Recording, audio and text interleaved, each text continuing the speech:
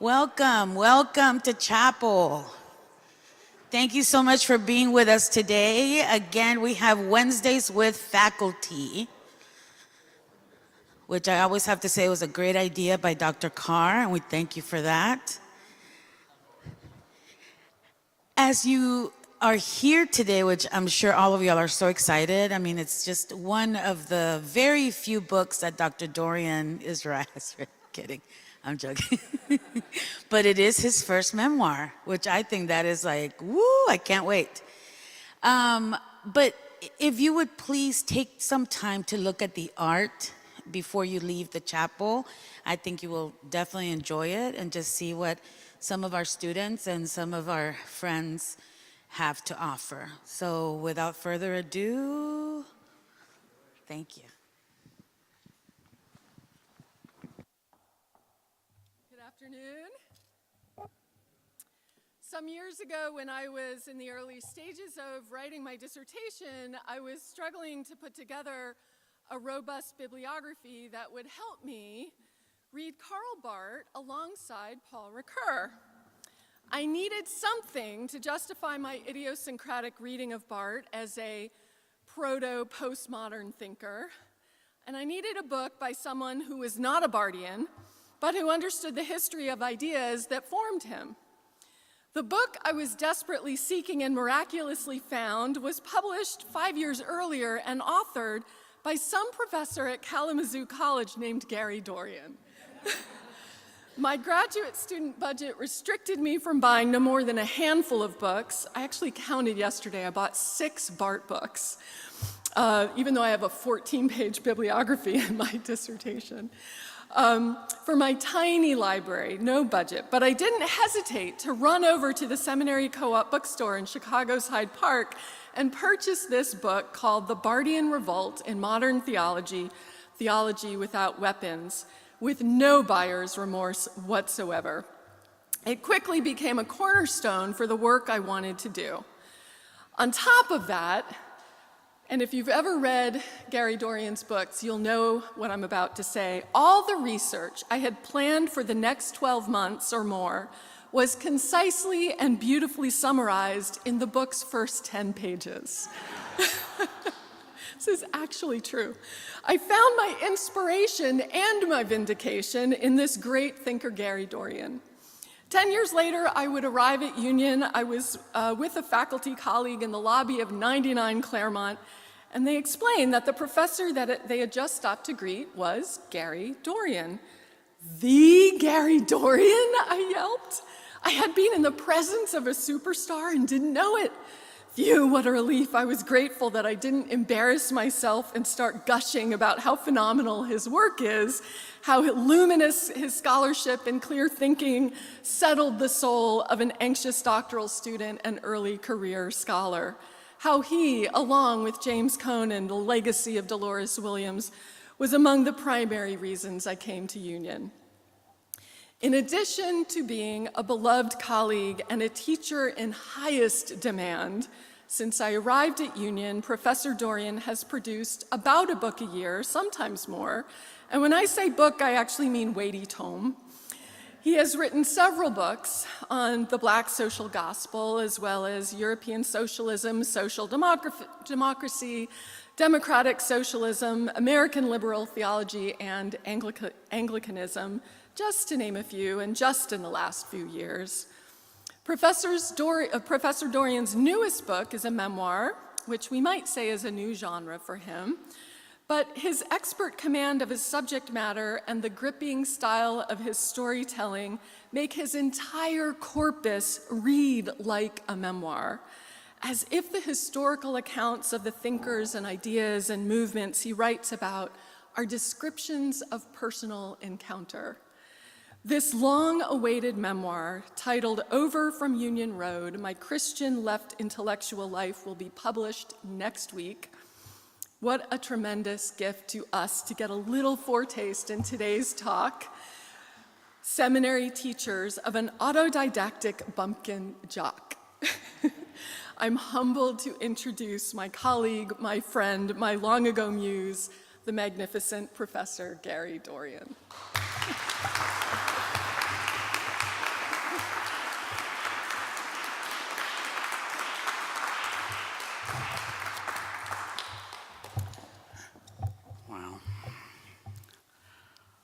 Well, good afternoon, friends.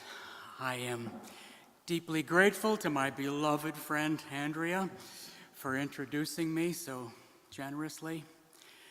To my treasured colleague, David Carr, for launching and shepherding this faculty series.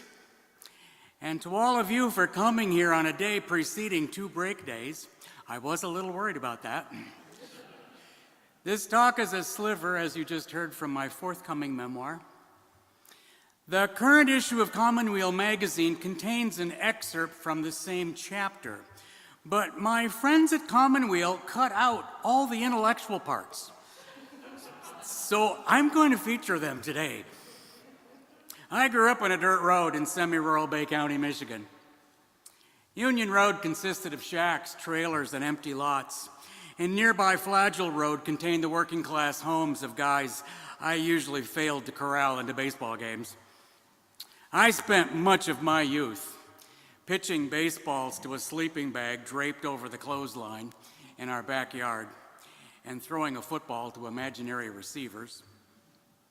My parents had come from poor families in Michigan's Upper Peninsula, where my father was shamed for having a Native American mother. He was taunted as a half-breed, and it scarred him. In the backyard, besides racking up imaginary strikeouts, I pondered that God is everywhere and that Jesus was hideously executed on a cross. If God is everywhere, then God must not be a discrete something out there somewhere. I yearned to relate to something beyond Bay County. My parents were nominal Catholics who shook their heads that I could not be dragged past either of the Catholic churches in nearby Midland, the home of the Dow Chemical Company. Attending Mass with my family, or more often, hitching a ride with the Sapansky family, I was caught by the image of the crucified Jesus overhanging the altar. What kind of religion portrays the God figure in tortured suffering and death on a cross? The crucifix struck me as inexplicably strange, repelling, fixating, and true. It broke through to me like nothing else, while I implored my parents to move into Midland so I could play quarterback for the Midland Chemics. Bay County schools went down to half-days, and my parents moved just inside the east side city limit of Midland, where there were sports leagues, praise God. I was an alienated kid who read books assiduously, but never a school book, and a shy kid who clung to a wall at school dances and always left early. The teachers did not like me because I could not pay attention to them. What caught my attention was the heyday phase of the civil rights movement. What was this spectacle of demonstrations and preaching and police violence? I ransacked the school and public libraries for books that explained how the protests began, why children had marched in Birmingham, and who was Martin Luther King Jr. In the 9th grade, I read a touchstone book for me, L.D. Reddick's insider biography of King, Crusader Without Violence. I read it 3 times, and King's own book, Stride Toward Freedom. His chapter on what he studied at college and seminary sailed miles above my head, a parade of philosophers and theologians who never came up in the 9th grade. This book planted the seeds of who I became. Midland was a sports factory with dominant teams. In basketball, I had to play the point because I was too small to be a 2-guard. In football, I struggled to see over the line players as a quarterback, so I ran a lot of rollouts and bootlegs. In baseball, I had a viable shot at a major league career, like several of the guys I played with. The USA incinerated Vietnam with napalm made by Dow, turning entire villages into lakes of fire. Dr. King came out against the war in 1967, and a year later, he was cut down in Memphis. His assassination staggered me and worked on me. I knew stretches of the Reddick biography by heart. King was my lodestar of a meaningful life, the key to whatever meaning there might be beyond mid-Michigan. Then, he became a Jesus figure who died for us. The crucifix story and the King story folded together in my mind and feeling. That was the crux of whatever theology I held at the end of my high school years.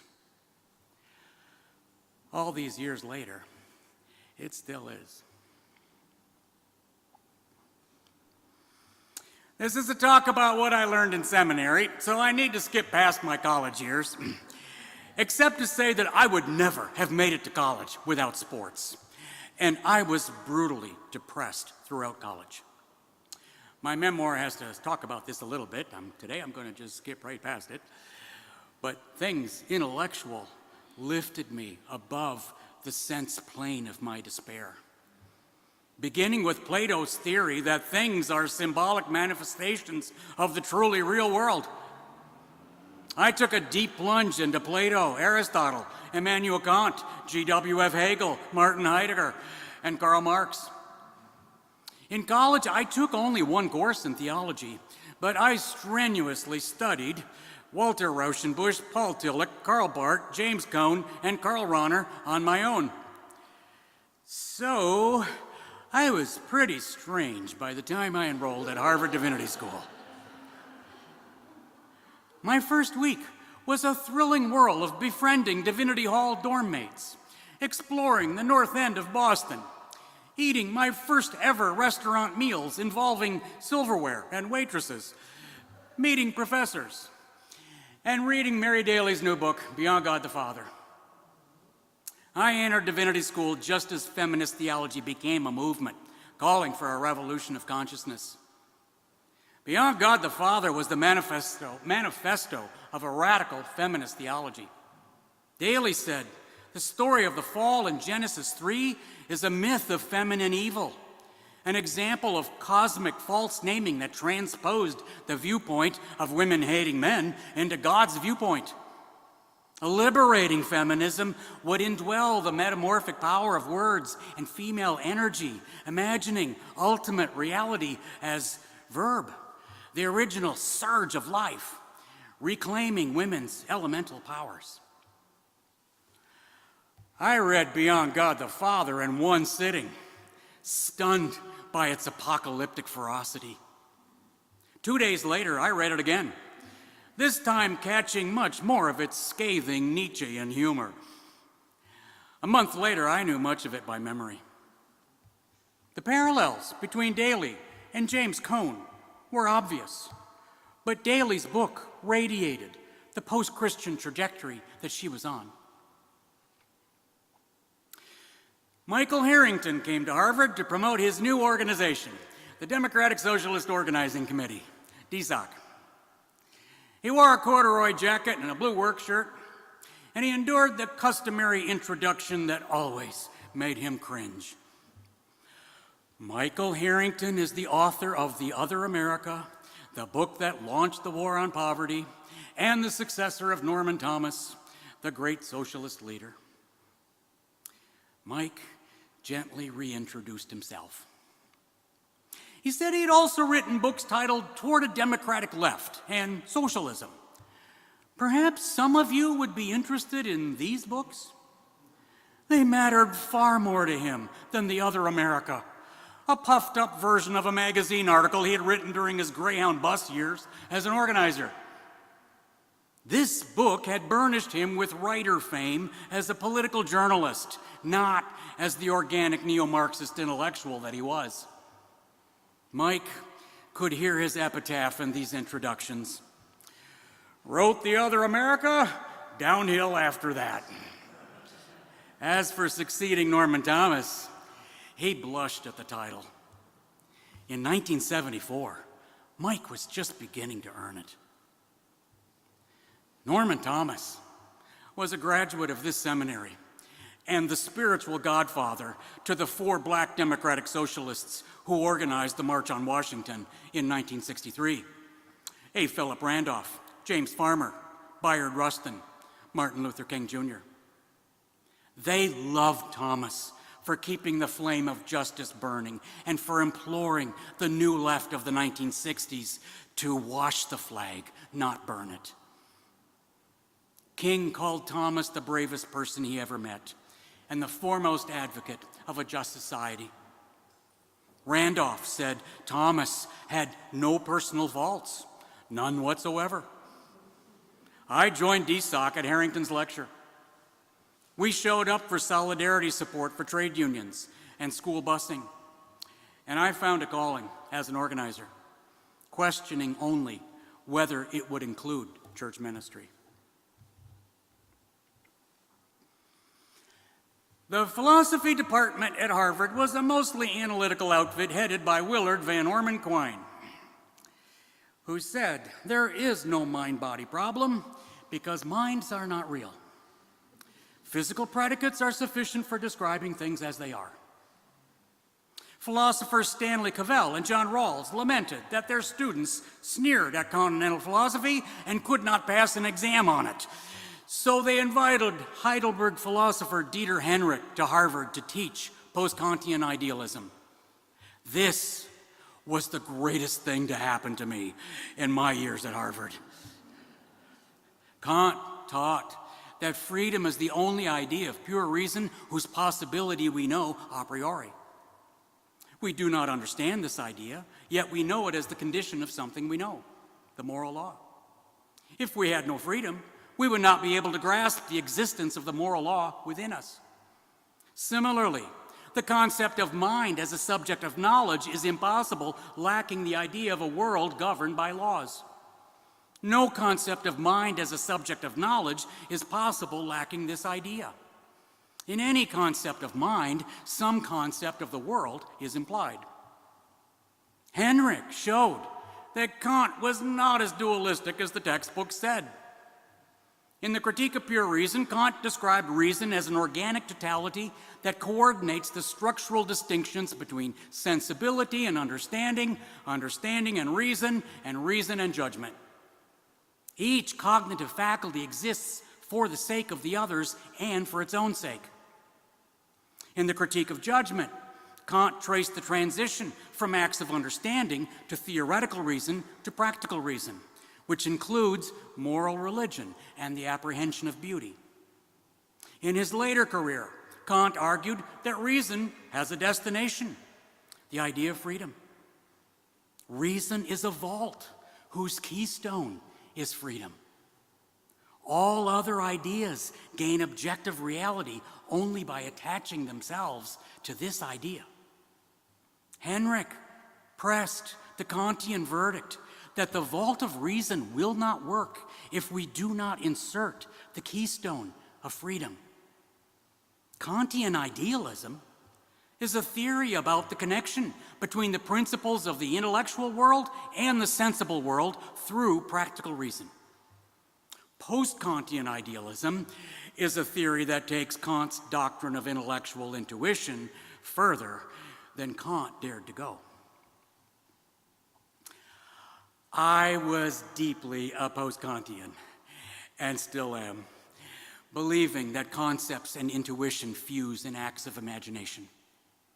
If mind is active in producing experience, one might well color the world religiously, like Hegel and Friedrich Schelling, without their Eurocentric conceits. My encounters with the philosophy departments at Harvard, Columbia, and Princeton might have gone much better had they occurred a decade later, after Henrich established a new conception of the post-Kantian tradition that built bridges between analytical and continental philosophy.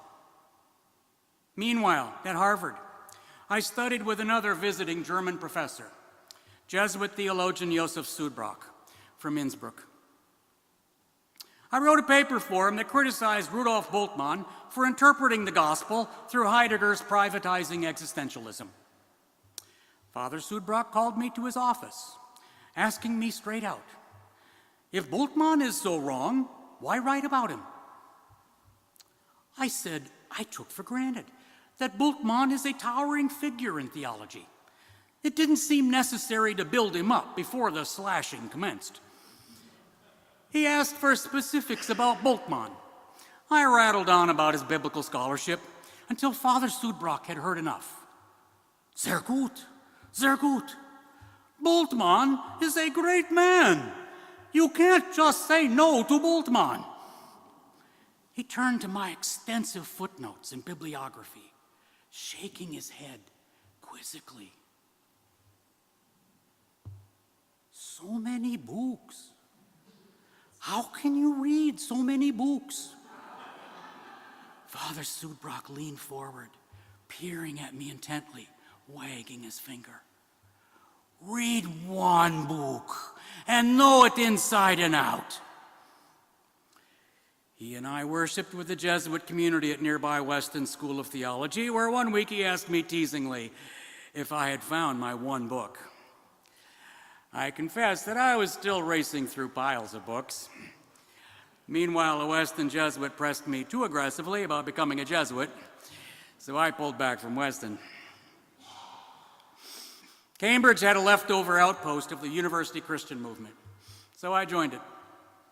I was an organizer, so they asked me to organize a conference. I knew exactly who to get. Rosemary Radford Ruther. She gave a sisterhood as powerful talk that roared against sexism, racism, militarism, and other oppressive isms. With a surprising amount of profanity, she described women as the original and ultimate proletariat. Feminism is a revolution, Ruther said, not a pity party. Don't settle for whining. Ruther bristled with non-pious self-confidence, rebuffing the students who asked to be nurtured. Would they have expected a male theologian to nurture them? She admonished a churchy dissenter that God created a world, not a church. I was thrilled to be in the same room with her.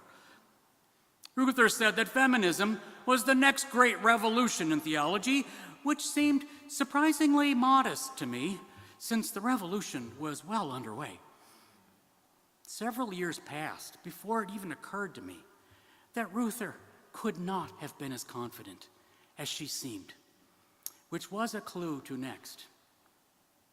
For feminist theology barely existed anywhere in the mid-1970s, and even Rosemary Ruther, for all her books and speaking engagements, had almost no experience of teaching it.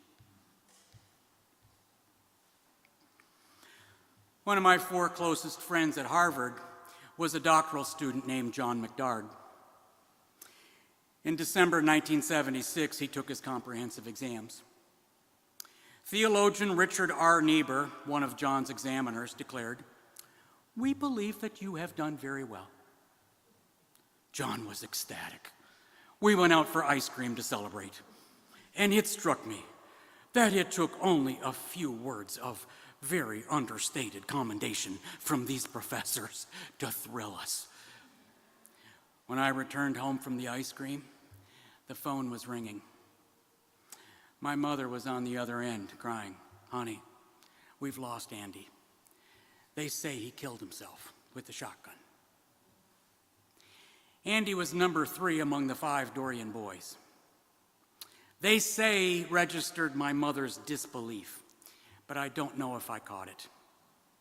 I don't remember anything of the next 90 minutes.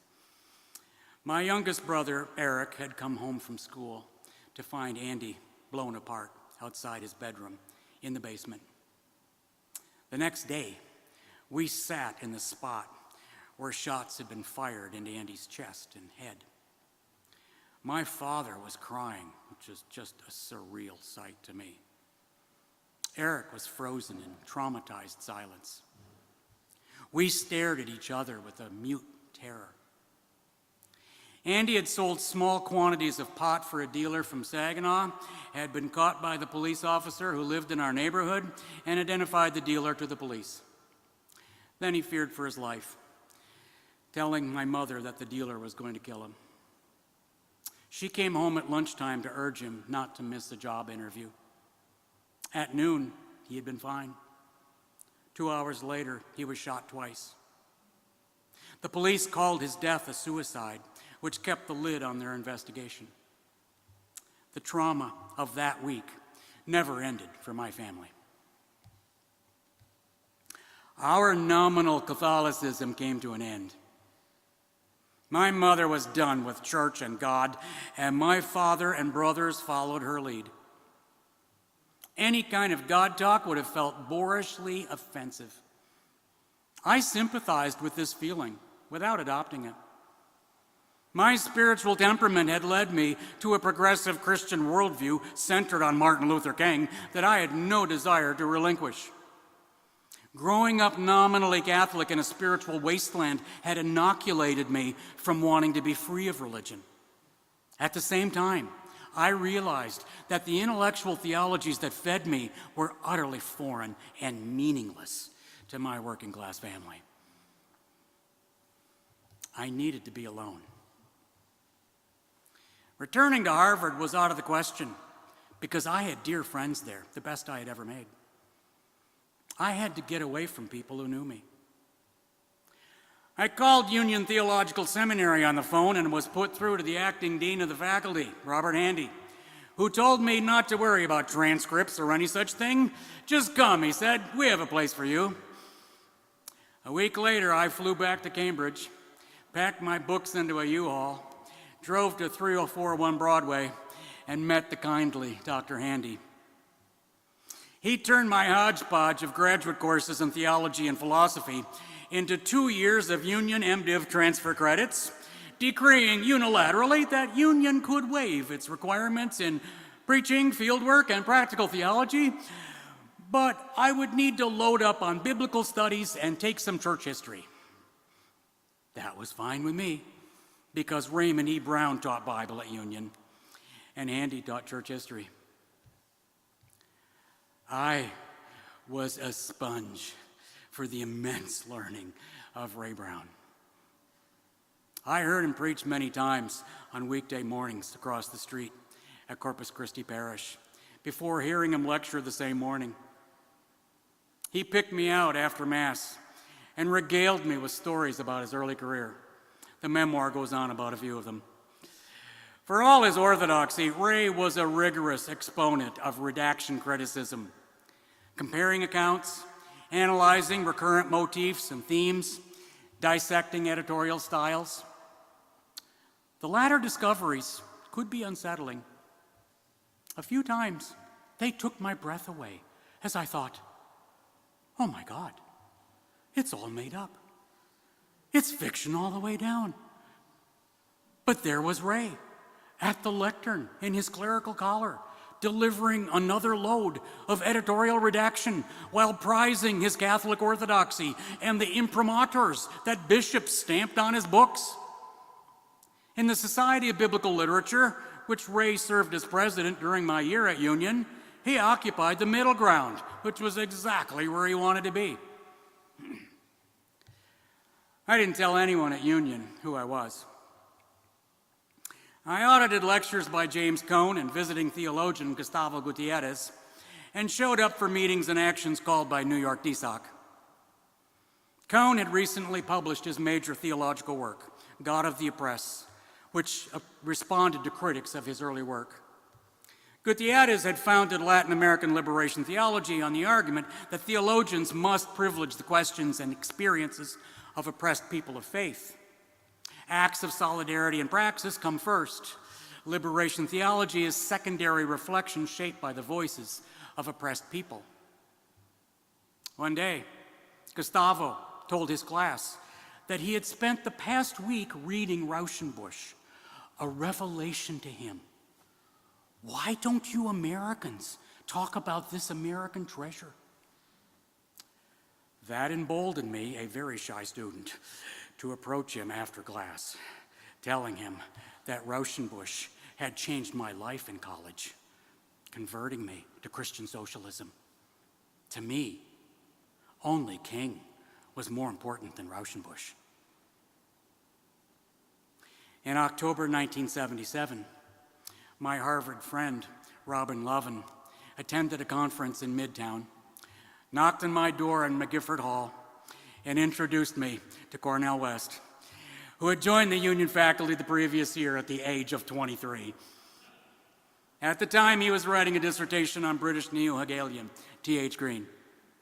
Later, he switched to the ethical values underlying Marx's critique of capitalism and morality. In my room, Cornell headed straight for the Kant and Hegel section. He pulled down the brand new English edition of Hegel's Phenomenology of Spirit, translated by A.V. Miller, remarked on my marginal scribblings, and asked, "Is it any good?" He meant the translation, not the phenomenology. I said, "Yes, it's wonderful, so much better than Bailey. Though Miller doesn't understand the master-slave parable, he thinks it's pro-colonial apologetics." Cornell burst out laughing, and I thought, "Thank you, Robin. I have met Cornell West." I knew I would savor the memory for a long time. That year, I ran all over the 5 boroughs. New York City was battered, dangerous, and reeling in 1977, but no less fascinating for that. I would take the subway to some distant site and run home, learning the city by running through it. Sometimes I ran past huge piles of rubble, city blocks lacking a single building that hadn't been torched. One night the lights went out. By the time that I gingerly descended the stairs at Butler Library, I could see buildings on fire and stores being pillaged. New York had careened far out of control, but my DSOC comrades loved the city, and so did I. I wrote a thesis on the Kantian basis of Hegelian dialectic and struggled to find readers for it at Columbia and Union. I knew that Cornell was working on his own dissertation, so I wasn't going to bother him with mine. Philosopher James Martin mercifully came to my rescue. Theologian Christopher Morse became my second reader. He was skeptical that I planned a career in solidarity organizing, saying he doubted that a person who thought constantly about Kant, Hegel, Tillich, and Barth did not have an academic calling. I identified Union with the trauma that brought me there, so I needed to make a new beginning somewhere else. My frightening school debt was ironically a reason to enroll somewhere, putting off the financial reckoning.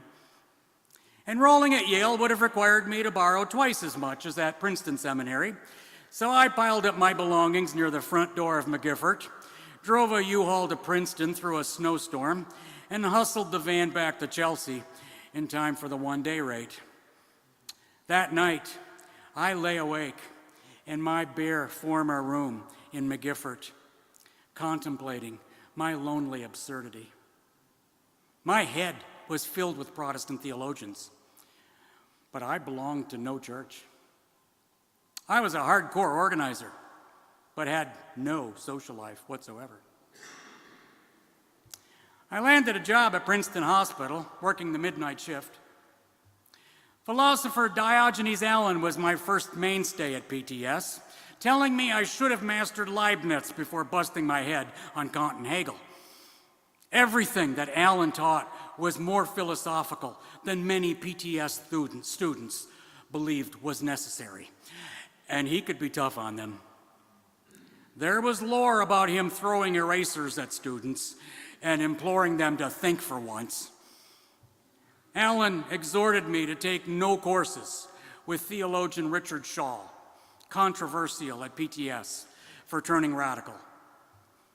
But I was steeped in Latin American liberation theology, and Shaw was the one North American whose name was all over it. He had served as a Presbyterian missionary in Colombia, taught theology in Brazil, and co-authored a book with Gustavo titled Liberation and Change. I bonded with Dick as soon as we met. He described his life as a succession of shattered dreams. He had once believed his nation's rhetoric about being a champion of democracy and freedom. Later, he joined a forerunner of the liberationist-based communities in Brazil, still believing that the USA could be an ally to social justice struggles in Brazil. By the time of Brazil's military coup in 1964, it appalled him that he had ever believed that U.S. American power might benefit anyone in Brazil except the elite. Returning to the USA, Dick realized that he could have known better long ago had he known any Black Americans. Now he was near the end of his career and deeply alienated. Dick offended PTS administrators and faculty by urging students to renounce their dreams of success in a corrupt society and church. I was striving not to be prematurely alienated, so most of our discussions revolved around what is pointless and what is not. DSOC, he thought, was probably pointless. Too many professors and high-brass union leaders there. The special teacher at Princeton Seminary was psychologist of religion James E. Loader. I had no real interest in his field. Once at a DSOC meeting in Manhattan, someone asked if anyone knew of a good therapist. No one said yes, and a few of us chuckled self-consciously. We're socialists who feel we're at war with the culture of self-preoccupation. But Loader was said to be really good. Don't miss your chance to take him. I saw it immediately. For the first class, he assigned Kierkegaard's point of view for my work as an author, but said nothing whatsoever about Kierkegaard. We were there to study transformation, he said. A word morphing like a butterfly out of its cocoon-like biblical word, metamorphosis, the rooted true form, as distinguished from the mask, a false form. Transformation is about a change into true form. Loader admired the specificity of the behavioral sciences and the willingness of theology to risk ontological statements about human nature. He drew upon both fields to describe the nature of the human spirit and the work of the Holy Spirit in human experience. He was fortunate to have two beloved colleagues, D. Campbell Wyckoff and Frida Gardner, who taught the required courses, which left him free to teach his personal stew of psychoanalysis, Kierkegaard, theology, social theory, and theories of language and culture. Loader had strong ideas and a loner style, attracting large enrollments in courses that nobody had to take and which many complained were impossible to understand. For all the complaints, they kept coming for the show. Sooner or later, they heard his story. In 1970, Loader had driven up the New York State Thruway in a camper in the company of his wife, Arlene, and two daughters.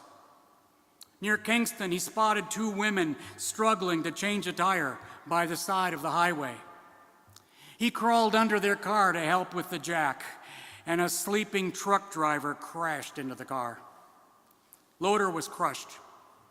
Arlene rushed to the front of the car, prayed before momentarily losing consciousness, pulled on the bumper, and lifted the car high enough for Loader to scramble out. He had 5 broken ribs and a punctured lung, and his thumb was ripped off. But he felt a surge of life rushing through him. He told his family not to worry. This has a purpose. Afterward, he tried for 2 years to return to his book manuscript correlating structuralism and phenomenology, and failed. Something in his psyche refused to be repressed.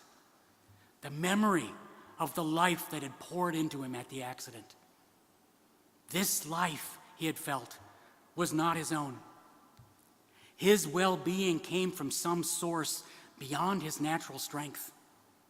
He was being lived by a gracious power exceeding the power of the accident to harm or kill him. Finally, Loader realized that he had to teach and write about that in something like the spirit of his experience. When I got to Princeton Seminary, he had been doing it for 5 years. Loader took us up and down the oscillations of his inner life and riffed on his canon of Kierkegaard, Freud, Barthes, and Jean Piaget, whatever the subject. Many students, not grasping why Loder loved Kierkegaard, puzzled that he preferred the atheist Freud over the religion-friendly Carl Jung. Loder said that Jungian spirituality sacralizes normal human development, so it isn't saving. Normal human development is a road to despair and ruin. What we get from normal productivity is approval. What we need is love, to be transformed to true form, which cannot be earned. Jung warded off the void by spiritualizing the unconsciousness. At least Freud compels readers to confront the absurdity of their lives.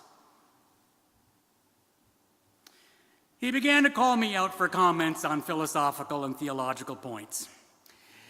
This is how Princeton students who learned of my existence did so, except for the activists I befriended in the South African divestment campaign at the university, and foremost among those friends I met marching around Nassau Hall is in the third row today, Chris Ioso, my dear friend of many, many years. Loder labored on a sprawling, disjointed, oversized manuscript titled Transformations of the Human Spirit. It ran more than 1,000 pages, a massive, rambling, headlong brilliance, and too many frameworks. One day he lugged it to class and plopped it on my desk in front of 50 students. "Maybe you can find the book in here," he said. We had weekly meetings, and I told him there were 2 books in there, maybe 3. He worked up to being itself through the 4 dimensions of human being: environment, selfhood, the void of not being, and the possibility of new being. The environment comprises a lived composition and all possible worlds taken collectively. The self transcends the embodiment of being human to repeatedly recompose its lived world. It's a relationship unique in relation to its worlds, not an entity. The self is a relation that relates itself to itself. Kierkegaard got this idea from Hegel, but he shucked off Hegelian social subjectivity, describing a self that knows within and together with oneself, which Loder and I strenuously debated. In any case, both dimensions of human being cower under the threat of annihilation, the void of nothingness toward which all experiences of nothingness point. We experience new being, the holy, when being is explicitly manifest as being itself. Everything in life, Loder said, is devoured by the void, unless, as Kierkegaard said, the self becomes grounded in the power that posits it. I helped him lop off hundreds of pages. Loder urged me to earn a doctorate with him, and I said there was no reason for me to do that because I was not going to be an academic. I was an organizer who planned to remain one. I stuck to that plan for 12 years, despite the laughter over here. I really did. But I finished my seminary years by spending an extra year with Loder, joining his doctoral seminar, reading Anglican theologian William Temple, which planted a seed, and in Loder's office, meeting Brenda Biggs, the great break of my life.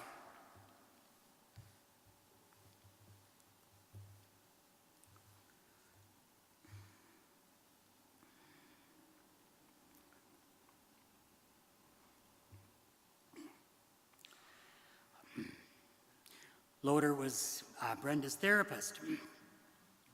She was a pistol, irreverent, extroverted, wisecracking, big-hearted, volatile, intense, and opinionated, with a ready laugh, erupting in delight at good jokes and bad ones.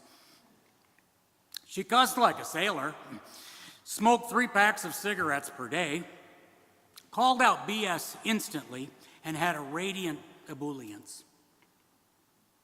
On our first date, and many times afterward, to the end of our days together, She assured me that I was not her type. You know, you're not my type. I never went for the nice boys. And jocks, I couldn't stand those guys. So how in God's name did I end up with a nice boy jock? The correct answer also happened to be true. I just got lucky. Brenda and I had known each other for 4 months when we had to decide about marrying. She was heading into the Presbyterian ministry and couldn't show up with me if we were unmarried. It stunned me to see how quickly my life changed. But I knew that meeting Brenda was the best thing that ever happened to me. The middle chapters of my memoir are centrally about her because this is a story of being saved by love and grace. Oh dear. Well, as recently as this morning, I debated whether this seminary chapter was the one I should spin for this talk. There are easier chapters I could have gone for. I stuck with this one for 2 reasons. 1, I had already announced the title. And 2, belonging to this seminary is something that all of us gathered here have in common. I apologize for using up all the time that we have today. I couldn't seem to help it. I hope that all of you will be able someday to look back as fondly on the years that you are spending at this scrappy, historic, one-of-a-kind seminary, where faith and scholarship meet to reimagine the work of justice. Thank you, friends.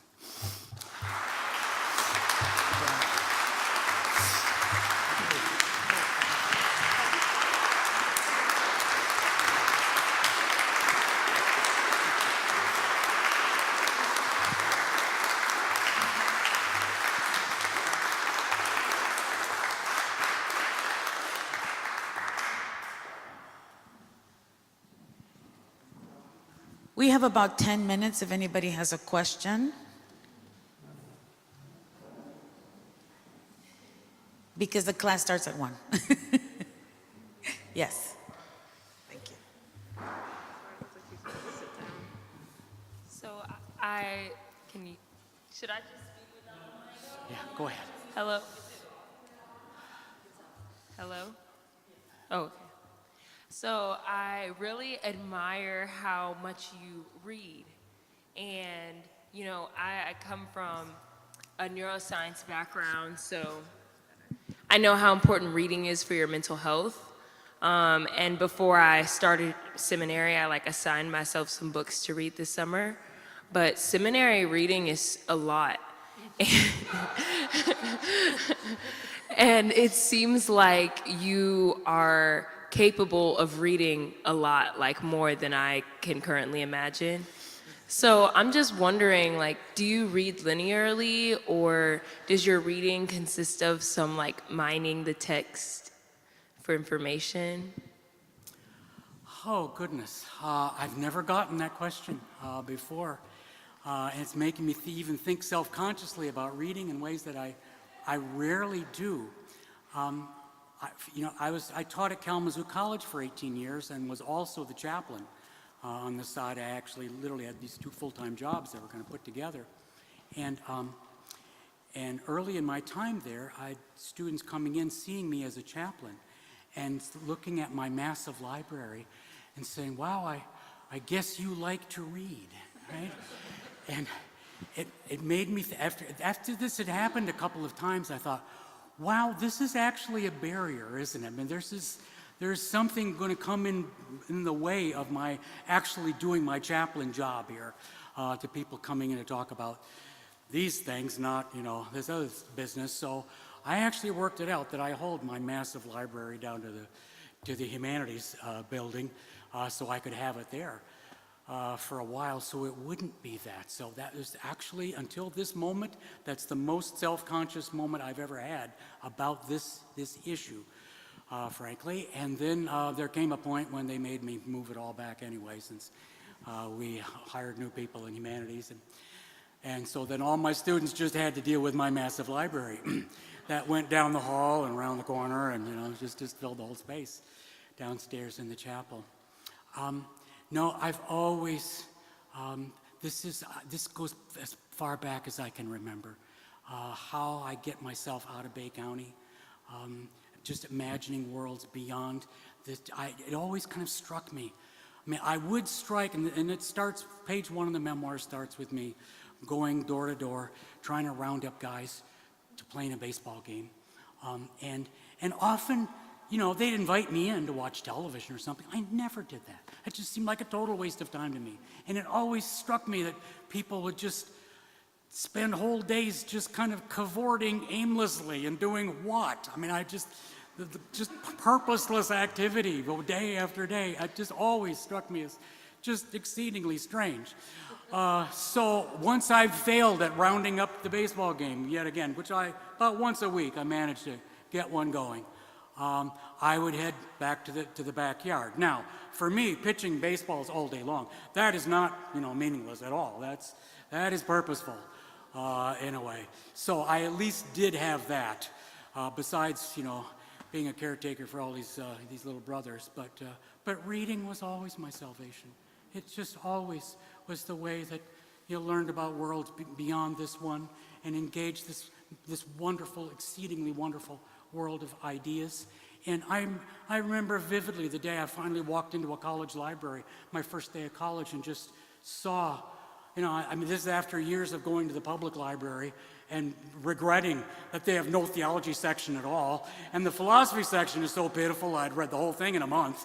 And now what, And my first year in philosophy, my teacher was surprised at how much of William James and John Dewey I already knew. But are you kidding? That's almost all the library had where I'd been. So of course I knew them. But to have walked into a place where it just seemed like just a wonderland to me, where you could just start at one end and read the other way. This is so deep in me that I know it's the key to my survival, to have survived certain things that I am obliged to write at least a little bit about in the memoir. It took me till this point in my life to write one because I've got reasons why maybe you wouldn't write one. So I had to negotiate all of that, but then all the way through what it is that intellectualism and reading across the spectrum of subjects have given me have always sort of been a lifeline to me in a way that is as natural as breathing. So I would, back at Kalamazoo College, I occasionally would get a student coming in. We made them all write a thesis. And I'd get these, very privileged students from Southwest Michigan and Detroit and Chicago coming to this fabulous college where I taught. And they'd come in first semester of their senior year and say, I don't know. Oh, you seem to have all this passion. Where do you get that? I can't think of anything I'd want to write about. And it would just cut me to my heart, that after 4 years at this fabulous college where we're just giving it all that we've got, including sending you somewhere else in the world, because we pioneered international education. So at K, we sent all our juniors abroad for the entire junior year. And we're on the quarter system so we can make this whole thing go. So we're just killing ourselves, to provide all these experiences. And I'd get all these students come at the end and just say, I don't know, I just can't, just nothing. and I'm scrounging that there's got to be something that you'd want to write about. And sometimes it'd take, 3 or 4 meetings before we can even identify something. That has always been the quandary for me, that is true, because it's so far from my own experience. I just have to work to try to bridge something I don't really understand.